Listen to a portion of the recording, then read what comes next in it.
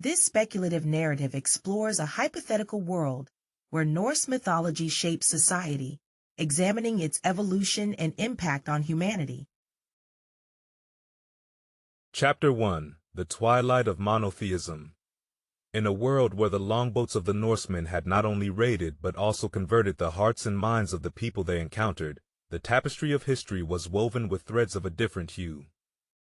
The Norse pantheon, with its myriad gods and goddesses, its tales of valor, and its intricate web of fate, had eclipsed the monotheistic religions that once sought to unify the spiritual under one divine creator.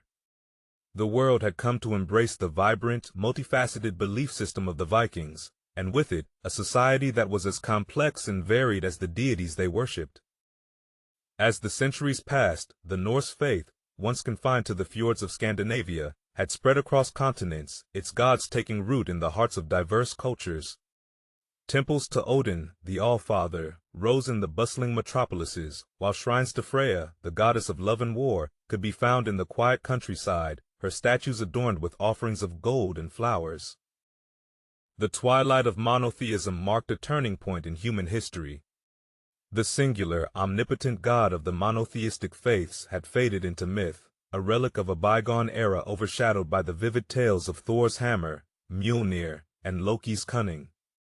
The world had not known a great schism or a cataclysmic event to dethrone the one-God religions. Rather, it was a gradual shift, a series of small ripples that, over time, eroded the bedrock of monotheism. Society had evolved to reflect the values and virtues of the Aesir and Vanir. Leaders were not just administrators, but were expected to embody the warrior spirit of Thor, the wisdom of Odin, and the justice of Tyr. The Thing, an assembly of the people, had become a global institution, where laws were made and disputes settled in the spirit of the Old Norse Althing. The concept of Ragnarok, the prophesied end of the world, had taken on new meaning.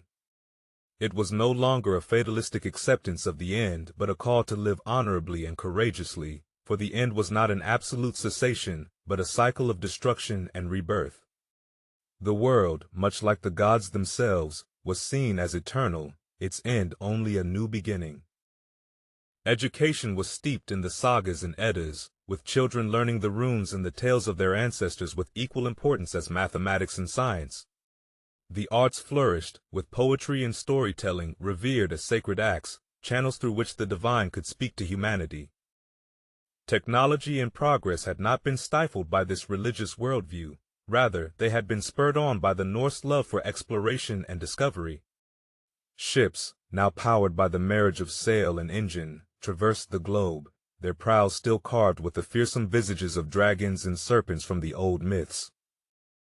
Environmental stewardship was a core tenet of society, rooted in the reverence for the land spirits, the Landvieter, and the giantess Jorth, the personification of the earth.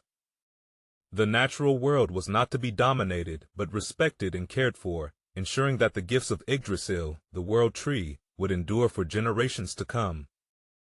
As the first chapter of this reimagined history closes, the world stands at the precipice of a new era. The gods of the Norse are not seen as distant, unchanging figures, but as part of a living, breathing religion that adapts and grows with its followers. The twilight of monotheism has given way to a dawn of polytheism, where the divine is as diverse as humanity itself, and the echoes of the Viking age continue to shape the destiny of mankind. In the modern Midgard, the echoes of ancient hornblasts have long since faded, yet the spirit of the Norse gods thrives in the pulse of the world. The great tree Yggdrasil, once a mystical concept, now symbolizes the interconnectedness of all life, its roots and branches reaching into the heart of every soul. The gods walk among us, not as towering deities of old, but as ideals, as inspirations, as the very essence of our endeavors. Imagine cities where the walls are adorned with grand murals depicting the sagas of old, where the clash of Sif's golden wheat with the steel of modernity creates a harmony of past and future. In these streets, the festivals of the solstices draw crowds in numbers vast as the sea, their faces illuminated by the firelight, reflecting the joy of Freyr and the passion of Freya. In the modern Midgard, the All-Father's thirst for knowledge has propelled humanity to the stars.